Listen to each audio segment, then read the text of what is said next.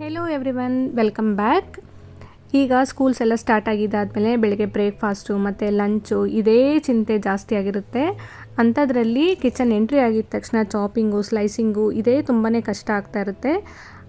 ಈಗ ನೋಡ್ತಾ ಇದ್ದೀರಲ್ಲ ನೀವು ಬೀಟ್ರೋಟ್ನ ನಾನು ಯಾವ ರೀತಿ ಯೂನಿಫಾರ್ಮಾಗಿ ಗ್ರೇಟ್ ಮಾಡಿದ್ದೀನಿ ಅಂತ. ನಾನು ಇದನ್ನು ಫುಡ್ ಪ್ರೊಸೆಸರ್ ಸಹಾಯದಿಂದ ಮಾಡಿರೋದು. ತುಂಬಾ ಈಸಿ ಆಗುತ್ತೆ ಫುಡ್ ಪ್ರೊಸೆಸರ್ ಇದ್ದರೆ ಇಂಡಿಯನ್ ವುಮೆನ್ಸ್ಗೆ.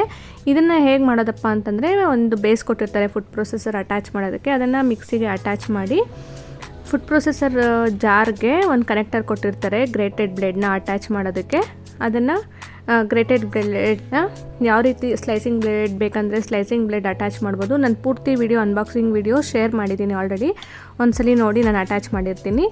ಇದೇ ಥರ ಗ್ರೇಟೆಡ್ ಬ್ಲೇಡ್ನ ಅಟ್ಯಾಚ್ ಮಾಡಿಬಿಟ್ಟು ಲಿಡ್ನ ನೀಟಾಗಿ ಕ್ಲೋಸ್ ಮಾಡಿ ಲಾಕ್ ಮಾಡಬೇಕು. ಮತ್ತು ಇದನ್ನು ಬೇಸ್ಗೆ ಕನೆಕ್ಟ್ ಮಾಡಿಬಿಟ್ಟು ಮತ್ತೆ ಲಾಕ್ ಮಾಡಬೇಕು.